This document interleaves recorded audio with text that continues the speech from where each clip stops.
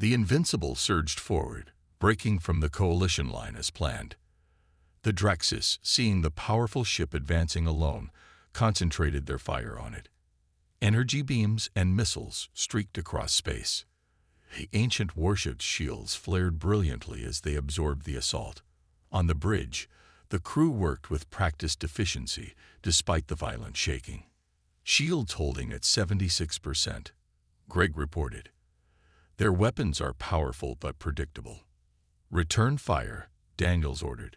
Main cannon, target their flagship. The Invincible's main weapon fired, the brilliant beam cutting through the vacuum to strike the Draxis command ship. Its shields collapsed instantly, and the vessel broke apart. As planned, the coalition ships used this moment to attack from both flanks, catching the Draxis in a classic pincer movement. The space around them became a chaos of weapons fire and explosions. The battle raged for nearly an hour. The Invincible took heavy damage, but continued fighting, its adaptive shields learning and adjusting to each new Draxis weapon. Captain, Olivia's voice came urgently from engineering. The main power core is destabilizing. We can't take much more of this. At that moment, sensors detected 3 Draxis cruisers on a collision course with Admiral Nelson's flagship. They're making a suicide run, Greg said grimly. Captain Daniels didn't hesitate. Full power to engines. Move to intercept. The Invincible launched itself between the Draxis ships and the coalition flagship. The impact was devastating. The bridge erupted in explosions. Captain Daniels was thrown from his chair, badly injured. Amy rushed to his side as alert klaxons blared throughout the ship. The power core is going critical, Atlas announced. 4 minutes to overload. Daniels looked up at Amy, blood trickling from his mouth. Get everyone to the escape pods. You need to take command. I can't, Amy protested. This is your ship. Daniels gripped her hand. It's humanity's ship, and your humanity's future. He pressed his command codes into her palm. The Invincible has done her job. Now finish this fight. Amy took charge, organizing the evacuation while directing the wounded ship's final assault. When the last crew member had escaped, she set the Invincible on a collision course with the heart of the Draxis fleet before joining the final pod. The ancient warship, burning and broken, plunged into the enemy formation. When its power core finally overloaded, the explosion destroyed a dozen Draxis vessels and scattered the rest. The battle was over. Humanity had proven itself not just as refugees worthy of protection, but as warriors worthy of respect. The Invincible was gone, but its legacy would endure, a floating fortress that had changed the galaxy's understanding of humanity forever. The Coalition Defense Fleet assembled at the border of Draxis space, 53 vessels of various sizes arranged in a formation suggested by Lieutenant Commander Sam Wilson. The Invincible took position at the center of the line, its massive bulk dwarfing many of the coalition ships. On the bridge, Captain Daniels studied the tactical display. 7 days of intense preparation had transformed the coalition fleet. Ships had been regrouped using Earth naval tactics, weapon systems recalibrated based on the Invincible's data. Draxis fleet approaching, Greg Martinez announced. Long-range sensors show 42 capital ships with fighter escorts. They'll be in weapons range in 20 minutes. Daniels nodded. Open a channel to Admiral Nelson. The human admiral appeared on screen. Captain Daniels, all ships are in position and awaiting your signal. Remember the plan, Daniels said. The Invincible will draw their fire. Your faster ships will use that distraction to hit their flanks. Amy stood at her station, monitoring communications between coalition vessels. The past week had been a crash course in human military history for the coalition species. They had been shocked to learn that Earth's navies had developed tactics over centuries of warfare that could be adapted to space combat. Draxis fleet entering visual range, Lisa reported. The view screen showed the enemy armada, a wall of dark, angular ships bristling with weapons. They moved in a tight, disciplined formation that spoke of military experience. They're transmitting a message, Amy said. A harsh reptilian face appeared on screen. Coalition forces. This is Supreme Commander Vextor of the Draxis hegemony. Surrender your forces or be destroyed. Captain Daniels stepped forward. This is Captain Frank Daniels of the Earth vessel Invincible. The Coalition does not recognize your territorial claims. Withdraw your fleet immediately. The Draxis commander hissed in surprise at seeing the human. So the rumors are true. The refugees have found their teeth. His eyes narrowed. It will not save you. The transmission cut off. They're powering weapons, Greg warned. All hands, battle stations, Daniels ordered. 8 less. Activate combat protocols. The Invincible's return to Coalition headquarters was very different from its departure. A full honor guard waited in the docking bay. News of the warship's victory had spread quickly, and everyone wanted to see the vessel that had destroyed 5 Draxis ships without breaking a sweat. Director Krell himself led the welcoming committee, his previous coldness replaced by cautious respect. Captain Daniels, on behalf of the Coalition Security Council, I extend our gratitude for your intervention at the research station. Daniels nodded formally. The Invincible was doing what she was built to do, Director. The command crew was escorted to a large meeting hall where the full Coalition Council had assembled.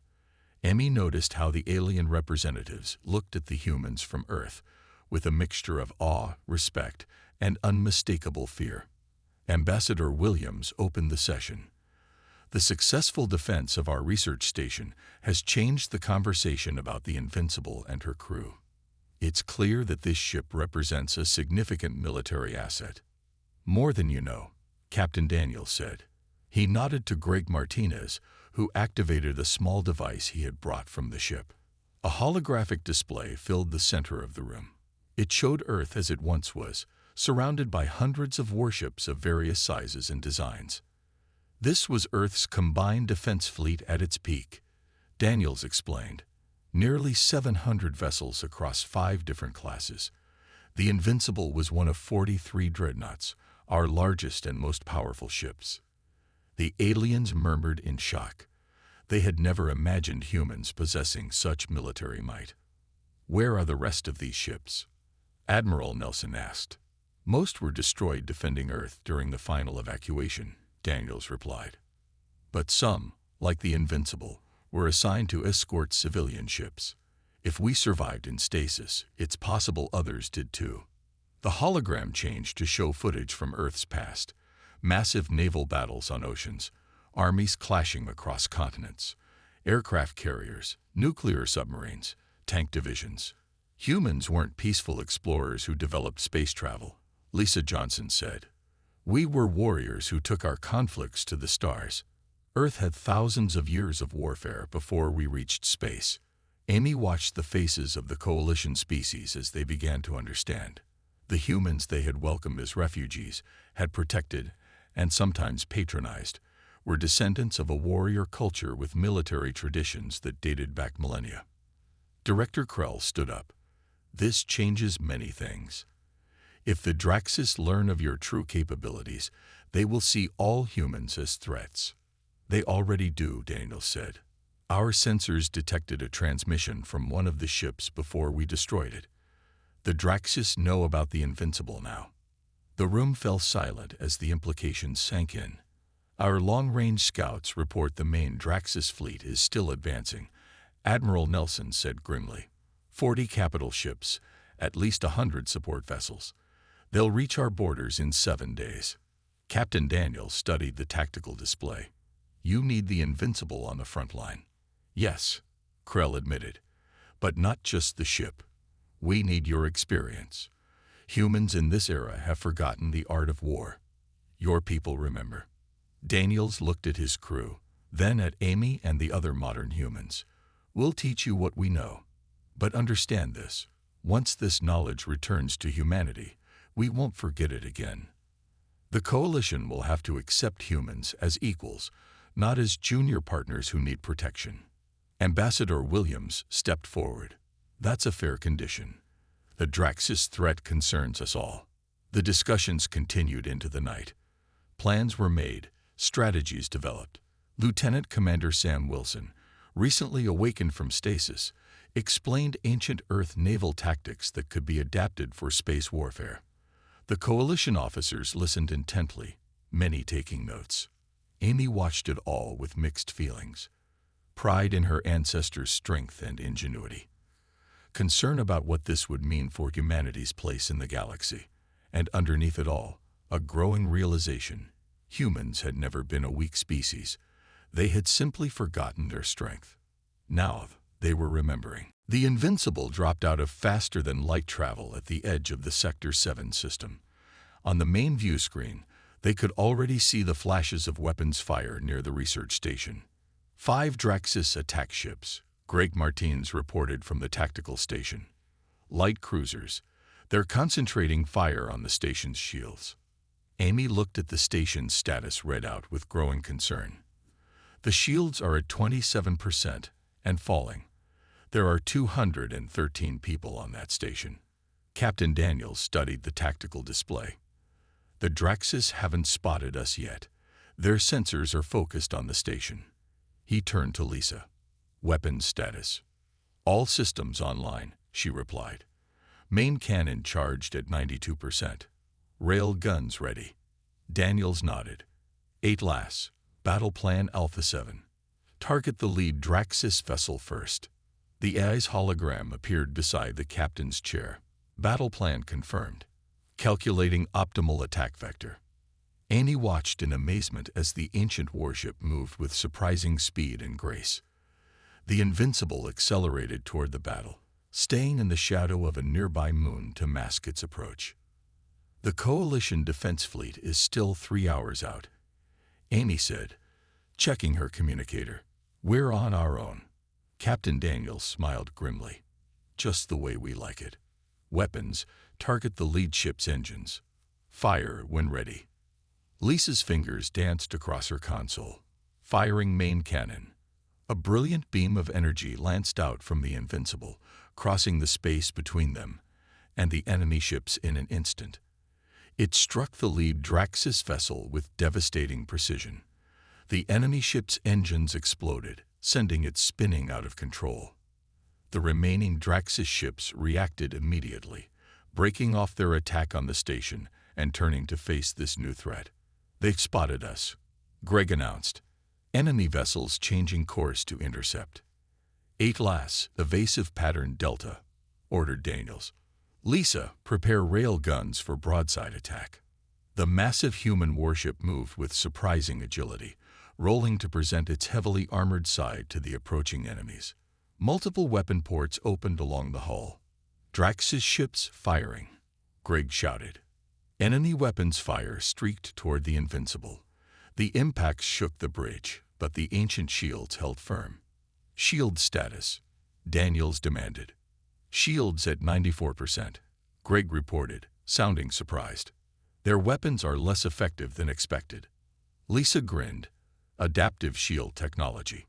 It's learning from their attacks. Daniels nodded. Return fire. All rail guns. The Invincible unleashed a devastating barrage. Dozens of hypervelocity projectiles tore through space, striking 2 of the Draxis ships simultaneously. One exploded immediately. The other lost power and began to drift. 2 enemy ships disabled, Greg reported. The remaining 2 are retreating. Not today, Daniels said coldly. Lisa, lock quantum torpedoes on the fleeing vessels. We can't let them report back. Torpedoes locked, Lisa confirmed. Firing. 2 glowing projectiles shot from the Invincible, closing rapidly on the retreating ships. When they detonated, they created brief, intense spheres of distorted spacetime that crushed the enemy vessels. Silence fell on the bridge. The entire battle had lasted less than 10 minutes. Amy stared at the view screen in shock. The Invincible had just single-handedly destroyed 5 modern warships without taking significant damage. Status report, Daniels ordered, seemingly unfazed. Minor damage to outer hull plating, Olivia reported from engineering. No casualties. All systems functioning normally. Captain Daniels turned to Amy. Lieutenant Parker, please inform the research station that they are safe and help is on the way. As Amy made the call, she could hear the relief and amazement in the station director's voice. Word of the Invincible's capabilities would spread quickly throughout Coalition space. When she finished, she found Captain Daniels studying her thoughtfully. "Now," he said quietly, "the Coalition will understand what it means to have humanity as an ally, and as a warrior race." Amy nodded slowly, seeing her ancestors in a new light. The peaceful refugees who had joined the Coalition were only one side of humanity. The other side, the side that had built ships like the Invincible, had been sleeping for 3 centuries, and now it was awake. 3 days after the discovery of the Invincible, Coalition headquarters received troubling news. Admiral Rick Nelson, the highest-ranking human in the Coalition military, delivered the report to an emergency council meeting. "The Draxis hegemony has mobilized their border fleets," he said, pointing to a holographic map showing enemy movements. "Our spy drones confirm at least 40 warships moving toward Coalition space." Director Krell frowned. "They must have detected the energy surge when the Invincible powered up." "Precisely," Admiral Nelson agreed. "The Draxis see our internal disagreement as an opportunity to strike." The room fell silent. The Draxis were a militaristic empire that had clashed with the Coalition for generations. They constantly probed for weaknesses, and now they had found one. Captain Daniels, who had been invited to the meeting as a courtesy, studied the tactical display. "Your closest defense fleet is 3 days away at maximum speed," he observed. "The Draxis will reach the border before them." "We are aware of the situation, Captain," Krell said coldly. Daniels stood up. The Invincible could intercept them. All eyes turned to him. "One outdated vessel against 40 modern warships," scoffed a Coalition military commander. "That would be suicide." Daniels smiled thinly. "You still don't understand what this ship was designed to do. The Invincible was built to face overwhelming odds." He gestured to Greg Martinez, who activated a small projector. It displayed the Invincible's weapon systems in detail. 24 rail gun batteries, 18 missile launch tubes, adaptive shield technology that learns from attacks, and our main cannon can disable multiple capital ships with one shot. Admiral Nelson looked skeptical. "That's impressive for a 300-year-old vessel, but military technology has advanced since your time." "Has it?" Lisa Johnson challenged. "From what I've seen of your Coalition ships, you've focused on speed and efficiency. But Earth's military developed with one priority: overwhelming firepower." She looked around the room. "We were not a peaceful species when we built the Invincible." Ambassador Williams cleared his throat. "I propose a compromise.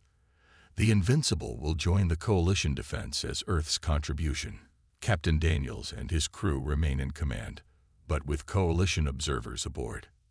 Director Krell shook his head. "The Security Council will never." He was interrupted by an urgent message. A young aide rushed in, breathless. "Sir, Draxis scouts have crossed the border. They're attacking the research outpost in Sector 7. The room erupted in chaos. The outpost was small, with minimal defenses and over 200 civilian scientists. "Our nearest patrol is hours away," Admiral Nelson said grimly. All eyes turned to Captain Daniels again. "The Invincible could reach it in 90 minutes at full burn," he said quietly. Director Krell stared at him for a long moment, then nodded. "Very well, Captain. Consider this a test of your ship's capabilities. Save that outpost, and we'll revisit the question of your vessel's status." Captain Daniels didn't wait for further discussion. He and his officers left immediately, with Amy following close behind. "You're coming with us?" Lisa asked as they hurried toward the docking bay. Amy nodded. Someone needs to represent the Coalition's interests. The truth was more complicated. Amy felt drawn to these people from Earth's past. They represented a side of humanity she had never known. Proud, powerful, unafraid. Back on the Invincible, the crew worked with practiced efficiency despite their centuries-long sleep. Ship engineer Olivia Carter, recently awakened from stasis, reported from the engine room. "Main drives at 87% capacity," she called over the comm. "She's not happy about the long nap, but she'll fly." Captain Daniels took his place in the command chair. "All hands, battle stations. We're heading into combat." As the massive engines powered up, the Invincible broke away from the Coalition station, accelerating rapidly toward the distant outpost and the enemy that waited there. For the first time in 300 years, a warship of Earth was going to war. News of the Invincible spread like wildfire through Coalition space. Within hours, a full diplomatic delegation had arrived, led by Coalition Security Director Krell, a tall blue-skinned alien with 4 arms and piercing yellow eyes. Amy watched from the corner of the conference room as Captain Daniels faced off with the Coalition representatives. The atmosphere was tense. "This vessel must be surrendered to Coalition authority immediately," Krell insisted, his voice cold and formal. "Under Treaty Section 49, no member species may possess independent military assets of this scale." Captain Daniels leaned back in his chair, surprisingly calm. "Director Krell, with all due respect, this ship predates any treaty your Coalition made with humanity. The Invincible doesn't belong to the human colonies. She belongs to Earth's United Defense Force." "Earth no longer exists as a political entity," Krell countered. "Its assets transfer to the human representatives in the Coalition." At that moment, the doors slid open, and a distinguished man in formal Coalition attire entered. Ambassador Paul Williams, the highest-ranking human in Coalition government, nodded to everyone present. "I apologize for my late arrival," he said, taking the seat next to Amy.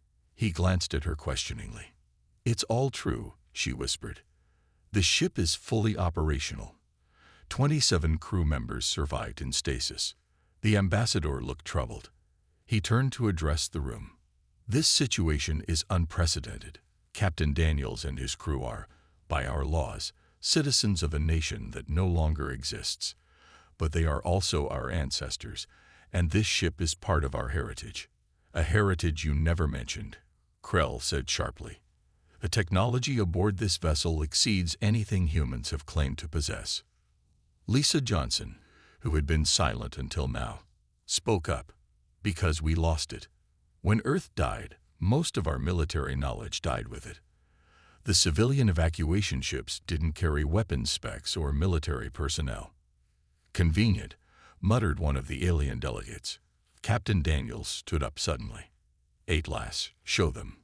The ship's AI projected a holographic display in the center of the table. It showed Earth, once blue and green, now brown and gray. Around the dying planet orbited hundreds of massive warships, including several that looked like the Invincible. "This was Earth's last defense fleet," Daniels explained. 217 vessels, crewed by the best officers from every nation. Our mission was to protect the civilian evacuation ships. We fought to the last ship to give them time to escape." The hologram showed massive space battles, Earth ships fighting against what appeared to be meteors and asteroids being deliberately directed at the planet. "We thought everyone else was destroyed," Daniels continued. "The Invincible was damaged in the final battle. We lost contact with the fleet. I ordered my crew into stasis while we attempted repairs, hoping to rejoin the evacuation eventually." Ambassador Williams stared at the images, visibly shaken. "We had no idea. Our histories only record that Earth was abandoned due to environmental collapse. It was more than that," Greg Martins said grimly. "It was an attack." The room fell silent as the implications sank in. Director Krell recovered first. "Whatever the history, the current reality is clear. This vessel represents a dramatic shift in power within Coalition space. It cannot remain under independent human control." Ambassador Williams faced him squarely. "And yet it must. These people are not bound by our treaties. They are survivors of Earth, not colonists." Amy watched the debate continue, seeing the growing divide. The Coalition saw a threat to their carefully maintained balance of power. Captain Daniels and his crew saw their ship as the last remnant of their lost world. And somewhere in between stood modern humans like herself and Ambassador Williams, suddenly forced to reconsider everything they thought they knew about their own history. Outside the conference room, in the vastness of space, other sensors were detecting the energy signature of the awakened warship. The Draxis hegemony, longtime enemies of the Coalition, had noticed the disturbance, and they were very, very interested in this new development. Captain Frank Daniels sat up slowly, blinking as his eyes adjusted to the light. His weathered face showed confusion as he looked around the cryostasis chamber. When he spotted the alien figure standing beside Amy, he reached instinctively for a weapon that wasn't there. "Who are they?" he demanded, his voice hoarse from centuries of disuse. "What's happening?" Amy stepped forward, hands raised to show she meant no harm. "Captain Daniels, I'm Lieutenant Amy Parker. These are representatives of the Galactic Coalition. You've been in cryostasis for almost 300 years. The captain stared at her, then at the aliens, processing this information. 300 years, he repeated. He swung his legs over the side of the pod. "Fighting dizziness. The evacuation fleet. Earth's colonies. The colonies survived," Amy assured him. "Humanity found refuge in Coalition space. We're a member species now." Captain Daniels struggled to stand. Two of Rel's team moved to help him, but he waved them away. "Atlas, status report," he ordered. A hologram appeared promptly. All systems returning to operational status. Power at 42% and rising. No immediate threats detected. "Wake up the senior officers," Daniels commanded. Lisa Johnson and Greg Martinez first. Two more pods began the revival process as medical systems inside them prepared their occupants for consciousness. "You should rest," Amy suggested, but the captain ignored her. "Lieutenant, I need to know everything," he said, walking unsteadily to a nearby console. "What happened after we lost contact with the fleet? What's this coalition?" While Amy gave Captain Daniels a brief history lesson, Coalition scientists spread throughout the bridge, examining the ship's technology with growing amazement. One of them, a squat reptilian named Zank, was particularly interested in the weapons systems. "These targeting arrays," Zank muttered, pointing to a console. "The design principles are centuries beyond what humans have shared with us." Vrel moved to his side, keeping his voice low. "Be careful. Don't activate anything." But it was too late. Zank had already pressed several controls, trying to access the weapons specifications. Alarms blared suddenly throughout the bridge. "Defense protocols activated," Atlas announced. "Unknown entities attempting unauthorized access to weapons systems." The lighting changed from white to red. Metal shutters slammed down over the viewports. Hidden panels in the walls slid open, revealing automated defense turrets that swiveled to target the aliens. "Stop," Captain Daniels shouted. "Atlas, override. Authorization Daniels Alpha 70. The turrets paused but didn't retract. At that moment, two more cryopods opened. A woman with dark curly hair and a tall man with broad shoulders stepped out, immediately alert despite their long sleep. "Captain," the woman asked, taking in the scene with professional calm. "What's the situation?" "Weapons Specialist Johnson, we have guests," Daniels said dryly, "and apparently they've been poking around the armaments." Lisa Johnson assessed the aliens with a cool gaze, then moved to the nearest weapons console.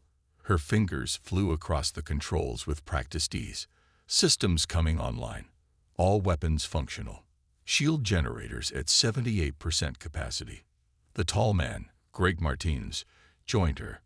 "Tactical systems green across the board, Captain. The Invincible is combat ready." The Coalition team watched in stunned silence as more screens lit up around the bridge. Holographic displays showed the ship's massive arsenal. Rail guns, missile banks, energy weapons, and defense systems that even now, 3 centuries later, outclassed anything in the Coalition fleet. "I think," Vrel said carefully, "we need to contact Coalition headquarters immediately." Captain Daniels nodded grimly. "Yes, Commander, I think you do. Because there's something your Coalition needs to understand." He gestured around the bridge. This ship wasn't just a transport. The Invincible was the flagship of Earth's last defense fleet, and if she's still here, there might be others. Amy felt a chill as she watched the old military crew efficiently bring the massive warship to life. The humans the Coalition had known for generations were peaceful settlers and refugees. But these people, her ancestors, were warriors, and they had just awakened in a galaxy that had no idea what humans were truly capable of. The shuttle approached the massive warship with caution. Through the viewport, Amy could see just how enormous the U.S. Invincible truly was. Its dark hull stretched for nearly a mile, dotted with weapon ports and sensor arrays that had been cutting-edge technology 3 centuries ago. Commander Varel, a tall insectoid with a hard blue exoskeleton, checked his environmental suit one last time. "Remember the protocols," he said to his team of 6 specialists. "We are here to investigate only. Lieutenant Parker will translate any human text or interfaces we find." Amy nodded, her heart pounding. She had never imagined she would set foot on a ship from Earth's military past. Most humans believed these vessels had been destroyed during the chaotic exodus from their dying homeworld. The shuttle docked with a gentle thud. The airlock cycled, and their scans showed breathable atmosphere inside the ship, though cold and thin. "Atmosphere present, but minimal," said Kellner, the team's environment specialist. "Life support systems must be running on emergency power." They entered the dark corridor, illuminating their way with portable lights. The ship was eerily silent, with only the occasional distant hum of machinery. Their footsteps echoed against metal floors. "The main bridge should be 20 levels up," Amy said, consulting her data pad with the old ship schematics. "But we need to find a working terminal first." The team moved carefully through the massive vessel. They passed crew quarters, storage bays, and weapon stations, all abandoned but remarkably preserved. It was like walking through a museum of human military might. "Here," Amy said, pointing to a control panel near what appeared to be a security checkpoint. "This might still work." She brushed away a thin layer of dust and pressed her hand against the panel. To her surprise, it lit up immediately, scanning her palm. "Human DNA detected," announced a computerized voice, startling everyone. "Initiating security protocols." Lights began to power on throughout the corridor. The ship was waking up. "What's happening?" demanded Varel, his mandibles clicking nervously. Before Amy could answer, a holographic figure appeared before them. The ghostly blue image of a man in an old Earth military uniform. "I am Atlas, Artificial Tactical Logistics and Ship Systems," the hologram stated. "This vessel has been in standby mode for 287 years, 134 days, and 16 hours. Who are you?" Amy stepped forward. "I'm Lieutenant Amy Parker, Human Liaison to the Galactic Coalition. These are representatives from the Coalition." The hologram studied her, then the aliens. "Coalition not recognized in database. Are you authorized personnel, Lieutenant Parker?" "No, but we're here to investigate this ship. What happened to the crew?" Atlas paused, as if considering whether to answer. "Captain Frank Daniels and essential personnel are in cryostasis. The Invincible was separated from the evacuation fleet during the final exodus from Earth. Captain Daniels ordered the crew into stasis while the ship's AI maintained minimal functions until rescue." Amy exchanged looks with Rel. "They've been waiting for rescue for nearly 300 years, she whispered. "Can we see them?" Amy asked Atlas.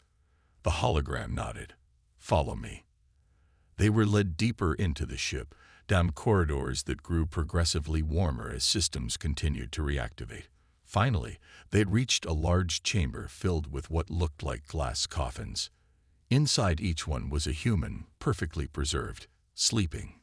27 crew members remain in stasis, Atlas explained, including Captain Daniels. Amy approached the nearest pod, wiping condensation from its surface. The face of a young man appeared, peaceful in his frozen sleep. "Can they be awakened?" Vrel asked. "Yes," Atlas replied. But I require authorization from proper command personnel. Amy turned to Vrel. We need to report this to Coalition headquarters. These people are survivors from Earth's military. They'll have no idea what's happened since they went into stasis. Vrel nodded slowly. The Coalition Council must decide how to proceed. As they spoke, one of the cryopods began to hiss. Warning lights flashed around its seal. What's happening? Amy asked, alarmed. Atlas looked at the pod. Captain Daniel's vital signs have changed. He's waking up on his own. The glass cover retracted, releasing a cloud of cold vapor. Inside, a man with a lined face and graying hair opened his eyes for the first time in nearly 3 centuries. The alarm blared across the Galactic Coalition monitoring station. Red lights flashed as technicians rushed to their stations. Something big had appeared on the long-range scanners. What do we have? Asked Chief Monitor Zexthal, his 4 eyes blinking rapidly as he entered the command center. The tall, gray-skinned alien leaned over a console where 3 of his subordinates worked frantically. Unknown vessel, sir. It just appeared at the edge of Sector 7, replied Junior Monitor Klee. Her tentacles moved quickly across the holographic interface. It's huge. Zexthal frowned. Show me. The main screen flickered to life, displaying a distant object against the black of space. The shape was unmistakably artificial, angular, with protruding structures that could only be weapon systems. The Coalition's computer systems attempted to identify the vessel, cycling through thousands of known ship designs from dozens of spacefaring species. No match found. Send a diplomatic vessel immediately, ordered Zexthal, and alert the Defense Council. News of the mysterious ship spread quickly through Coalition headquarters. Lieutenant Amy Parker heard it while eating lunch in the main cafeteria. As the only human assigned to Coalition Central Command, she was used to being an oddity among the various alien species that made up the 17-member alliance. Amy's communicator buzzed. Lieutenant Parker to Command Center, came the automated voice. She sighed, abandoned her half-eaten meal, and made her way through the curved hallways of the station. Inside the command center, she found Admiral Vexnor waiting for her. Lieutenant, the Admiral said, his mandibles clicking softly. We need your expertise. Amy stood at attention. Sir. The Admiral gestured to the main display where the unknown ship now appeared in greater detail. Our diplomatic vessel has made contact. The ship is not responding to hails, but we've managed to get closer scans. And, Amy asked, the ship's outer hull has markings in an old Earth language. We think it's human. Amy felt a chill run down her spine. She stepped closer to the screen, examining the grainy image. There, barely visible on the dark hull, were faded letters and numbers. That's English. U.S. Invincible, she read aloud. That's impossible. Explain, demanded the Admiral. Annie ran her fingers through her short brown hair. U.S. stands for United States Ship. It's an old Earth military designation from before the Exodus. The room fell silent. Every alien present knew the story of humanity's flight from their dying homeworld 3 centuries ago. Humans had arrived in Coalition space as refugees, with barely functioning colony ships and limited technology. They had been welcomed, but always as a junior species requiring protection and guidance. Could it be a replica? Asked Zexthal. Amy shook her head. No. The Coalition Historical Archives have ship designs from that era. I studied them. The Invincible was part of Earth's last defense fleet. It disappeared during the final evacuation. Everyone assumed it was destroyed. She pulled up the archive data on a nearby terminal. The aliens murmured as they compared the old schematics to the ship on their screens. If this is really the Invincible, Amy continued, her voice growing quiet, then it's armed with weapon systems far beyond anything we've shown the Coalition. Admiral Vexenor's compound eyes narrowed. Are you saying humans have hidden their military capabilities from us? No, sir, Annie replied quickly. These ships belong to the old nations of Earth. They were lost generations ago. Modern humans don't have this technology anymore. Then who is operating this vessel? Zexthal asked. Amy stared at the screen, at the massive warship floating silent and dark. I don't know, but I need to be on the team that boards it. The Admiral considered this request, then nodded. Very well, Lieutenant. You will accompany Commander Frell's boarding party. You depart in 1 hour. As the aliens dispersed to prepare for the mission, Amy remained staring at the image of the warship. The Invincible was a ghost from humanity's past, a past where humans had not been refugees but a powerful military force. Whatever they found aboard would change everything the Coalition thought they knew about the human species. She just hoped it wouldn't change things for the worse.